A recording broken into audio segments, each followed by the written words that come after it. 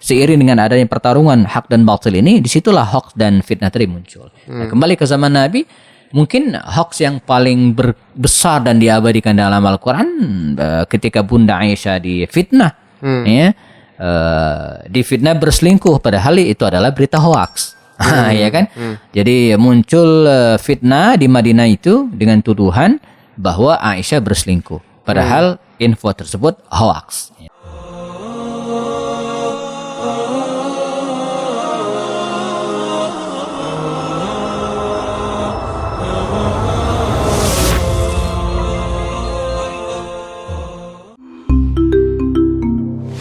Kupas Lewat, obrolan santai.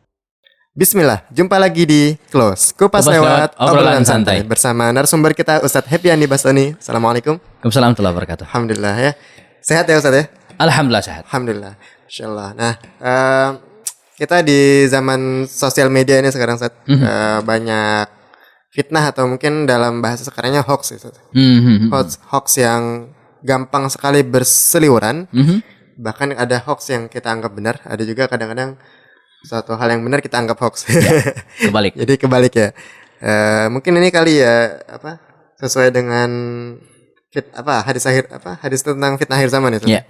Ketika fitnah itu banyak banget ya, kita juga jadi sulit membedakan. Tapi sebenarnya fitnah atau hoax ini dulu ketika zaman Rasul, ketika zaman Nabi, dan mungkin juga zaman sahabat, apakah sudah ada Ustaz? Ya. Dan bagaimana bentuknya atau mungkin separah apa sih gitu?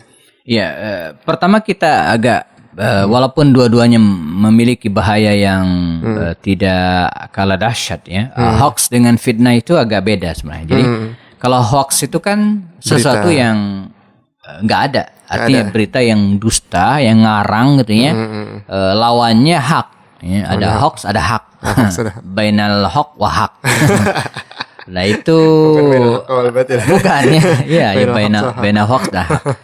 Itu hoax ya. Jadi dalam hadis itu disebut dengan ya wa idza hadatsa kadzdzaba. Jadi kalau bicara hoax ya. Jadi dusta ya. Jadi nggak ada fakta, no fact ya.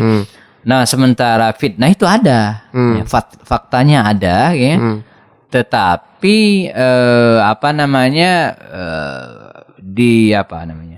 buruk gitu ya.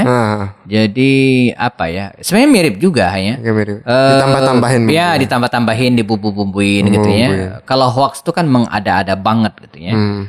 Misalnya apa contohnya ya? Ya banyak ya. Kang Robi ini hoax apa bukan? Kang Robi ganteng. Ini hoax atau bukan? Bukan, itu fitnah. Itu ujian.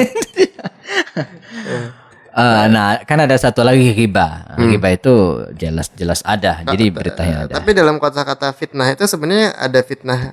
Kalau aneh lihat pernah baca di Al-Quran, ada fitnah yang tapi secara maknanya itu ujian. Ya, betul. Ya. Keluargamu dan anak-anakmu adalah fitnah tuh ya. Iya. Ya, jadi bisa jadi fitnah, jadi bisa jadi ujian. Satakunu fitnatun fil ardi gitu kan. Jadi akan jadi fitnah, ujian di dunia ya. Dalam surat Al-Anfal ya, juga sama ya. Jadi karena kezaliman seseorang bisa jadi yang lain kena fitnah. Ya, jadi innama amwalukum wa auladukum fitnatun ya. Jadi bisa jadi harta dan anak itu bisa jadi fitnah, bisa jadi ujian. Secara bahasa gimana? Ya, secara bahasa fitnah itu kan sesuatu. Iya, fitnah itu sesuatu yang bisa membuat buruk orang lain. Ya, jadi harta anak bisa jadi fitnah bagi seseorang, bisa membuat celaka dirinya gitu kan. Maka ada ungkapan al-fitnatu asyaddu minal qatl gitu ya. Jadi fitnah itu ya, bisa lebih berbahaya daripada membunuh. Ya, jadi ketika kita memfitnah seseorang, itu akan berterusan. Tapi kalau membunuh kan selesai. Tapi kalau fitnah itu berkelanjutan. Bahkan nggak hanya ke satu orang itu bisa keluarganya. Ya. Jadi tidak berhenti. Kalau membunuh orang selesai di situ dosanya. Tapi kalau fitnah dia akan berantai. Nah, kembali ke pertanyaan di zaman Nabi, apakah fitnah dan hoax ini ada? Ada. Bahkan ini seiring dengan diciptakannya manusia sendiri kan sebenarnya kita mengenal istilah begini. Jadi ada sebuah pertarungan disebut dengan as-sira' bainal haqq wal batil. Jadi pertarungan antara hak dan batil ini selalu ada dari zaman Nabi Adam sampai sekarang. Nah, seiring Itu dengan peperangan ya antara hak dan batil itu karena ada. nggak bisa bersatu ya. Nggak bisa ya. Bahkan sesoleh-solehnya Nabi Soleh dan Nabi Soleh lagi namanya gitu kan. Itu kan tetap ada musuhnya. Betul. Ya. Seluar biasanya kebaikan Nabi Muhammad yang dipuji oleh Khadijah ketika dia menyelimutinya itu kan, innaka latasrul rahim, engkau ini suka nyambung silaturahim, suka tahmilul kalla ya, jadi menanggung beban orang yang kesulitan ya, tuqirud dhaif ya, menolong tamu ya, membantu orang yang lemah. Tapi pun demikian Nabi tetap ada musuhnya. Ya. Ja'alna likulli nabiyyin aduwan ya, kami jadikan setiap nabi itu ada musuh gitu kan. Ini suatu pertarungan yang tidak pernah berhenti, dan karenanya seiring dengan adanya pertarungan hak dan batil ini, disitulah hoax dan fitnah tadi muncul. Nah, kembali ke zaman Nabi, mungkin hoax yang paling besar dan diabadikan dalam Al-Quran ketika Bunda Aisyah difitnah, ya, difitnah berselingkuh, padahal itu adalah berita hoax. Ya kan? Jadi muncul fitnah di Madinah itu dengan tuduhan bahwa Aisyah berselingkuh. Padahal info tersebut hoax, ya, bukan nggak benar gitu ya. Nah, kemudian di era para sahabat Nabi, khususnya pasca terbunuhnya Utsman bin Affan, ya, Utsman bin Affan kan kekisuran itu muncul dari mana? Dari fitnah. Ya, ketika beliau dituduh nepotisme misalnya kan, mengangkat orang-orang dekatnya saja, kemudian dituduh lagi misalnya tidak adil terhadap rakyat karena lebih mengutamakan saudara-saudaranya ya, dan berbagai ini kan tuduhan-tuduhan semua yang kemudian sebenarnya bisa disangkal dan disanggah oleh Khalifah Utsman, dan itu disampaikan gitu ya.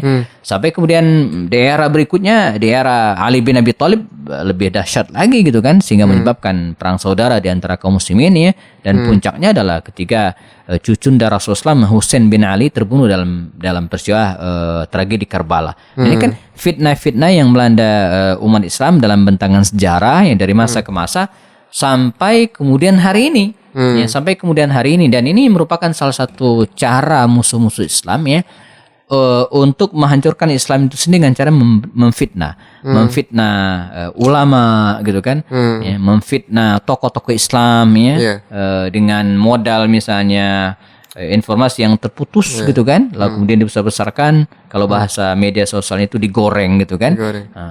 Jadi makanan empuk dan gurih media tadi, ini betul-betul sangat-sangat berbahaya. Ya. Jadi bahkan berarti peristiwa terbunuhnya Husain itu fitnahnya tuh berawal dari sudah lama ya, Ustaz, ya, ketika konflik antara Iya, jadi Ali bin Abi Thalib. Iya, jadi kalau kita lihat kasus ya, misalnya terbunuhnya Husain bin Ali radhiyallahu anhu ajma'in. Itu konflik yang sudah ada dia tidak berdiri sendiri. Dia tidak bersendiri. Ada rentetan sejarahnya. Ada rentetan sejarahnya yang tidak lepas dari fitnah, kemudian provokasi. Nah, ini satu paket gitu kan, fitnah ditambah dengan provokasi yang pasti ada provokator di balik fitnah. Sangat gitu ya. Karena nggak mungkin ada yang fitnah itu berjalan tanpa ada provokator. Pasti ada. Ya mesti ada orang yang provokasinya itu ya. Yang kadang nggak muncul gitu ya.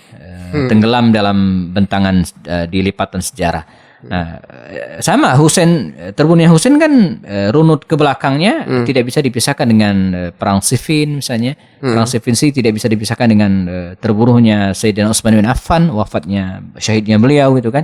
Nah, tragedi terbunuhnya Utsman ya jelas diawali dari fitnah yang ditujukan kepada beliau. Nah, Nabi sendiri misalnya kalau kita lihat sejarah balik ke belakang lagi, luar biasa ya, fitnahnya kan dahsyat.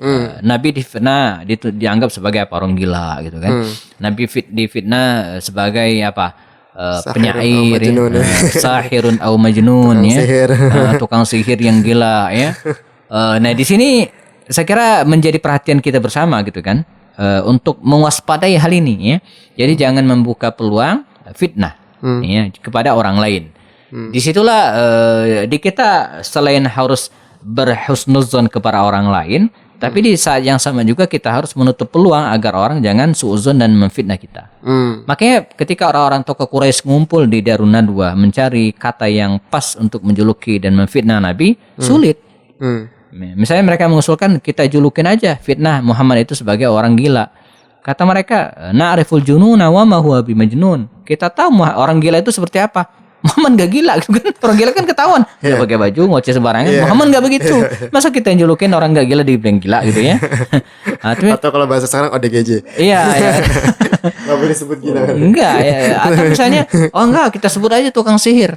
Kata yang lain, tukang sihir kita kan tahu tukang sihir gimana. Muhammad gak begitu. Jadi bingung mereka mau julukin apa gitu ya. Sampai rapat khusus ya. Ada rapat khusus itu di Darun Nadwa, dan Darun Nadwa itu kan kalau keputusan sudah dikeluarkan dari situ maka semua harus ngikut. Akhirnya mereka di workshop itu ya.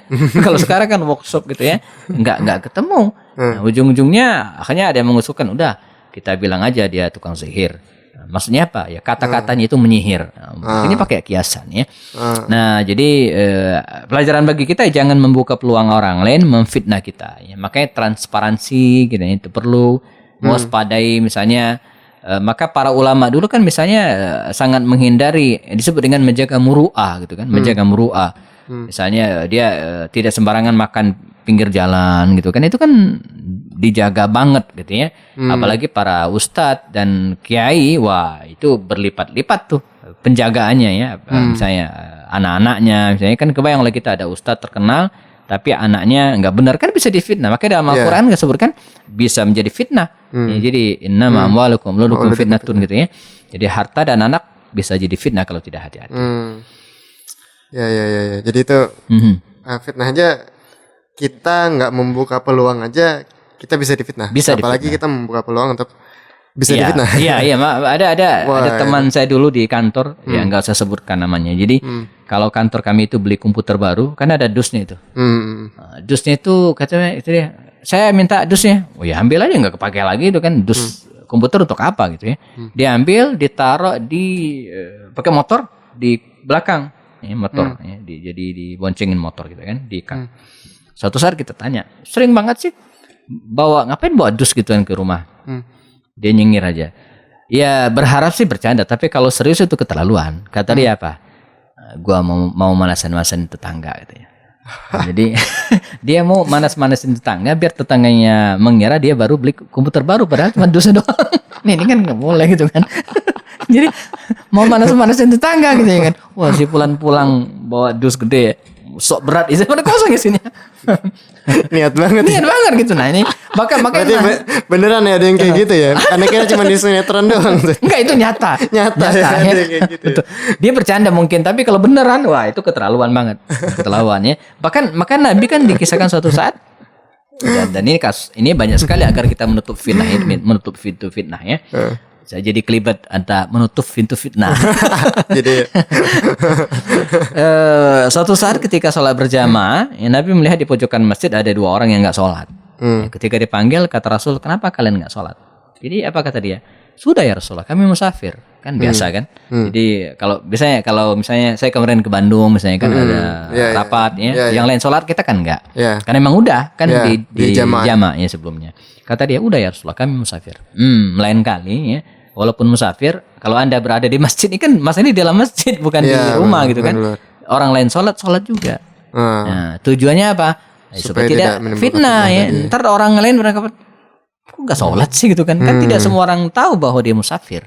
Kecuali yang lain juga banyak misalnya. Kalau dia doang, nah di kali lain misalnya ketika baginda Rasul berdiri di depan Masjid Nabawi waktu itu, dan kemudian bersamanya ada Safiyah ya, istri beliau, malam-malam di kejauhan kelihatan ada orang yang ingin datang menuju ke arah mereka ya. Tapi ketika melihat bahwa Rasulullah berdiri dan di sampingnya ada seorang wanita, maka dua orang yang ingin menuju ke Rasulullah tadi mencari jalan lain, berbelok, mungkin nggak enak mau lewat situ, kita cari pintu lain aja. Itu ada Nabi bersama dengan seorang wanita ya. Oleh Nabi dipanggil oleh Rasul, disampaikan, hadhihi zaujati, ini istriku, kata Rasulnya.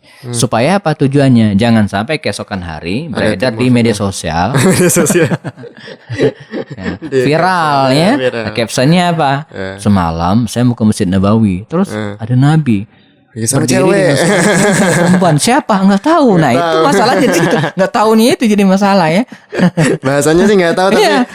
multi Iya. tafsir orang itu kan nggak tahu siapa ini. gitu. Betul, ya, makanya oleh Nabi dipanggil ini istriku. Ya selesai di close oleh Nabi sehingga tidak menimbulkan suuzon dan fitnah tadi itu. Kalau enggak, ya cerita pertama sih masih nggak tahu. Ya. Begitu nyambung ke orang yang kedua menceritakan, iya kayaknya rambutnya panjang. Oh udah kemana-mana. Waduh. Perasaan saya istri Nabi nggak ada yang rambutnya panjang. Kok siapa lagi? Atau ini matanya beda nih pakai niqab itu. Ini matanya beda nih. Ini agak tinggian ya. Saya pernah mukul apa namanya paha bukan serius, maksudnya ngingetin gitu kan. Jadi canda kadang kalau udah temennya akrab banget kan kadang canda itu kadang jadi keterlaluan. Jadi saya nggak sebutkan namanya. Suatu saat menghadiri sebuah acara perpisahan anak sekolah. Kata dia ambisi ke saya, Ustaz, di samping antum siapa? Ngomongnya kencang, kencang ngomongnya. Ya istri saya sebelah kan. Istri, loh kemarin yang dibawa siapa katanya? Itu candaan yang menimbulkan polemik ini. Ngomongnya kenceng karena istri kan. Kemarin ini diperkenalkan dengan saya siapa katanya? Aneh pernah begitu juga sama teman-teman. Kan dia tuh kagak tahu kita udah di rumahnya kayak gimana. Dia sih enak bercanda ketawa.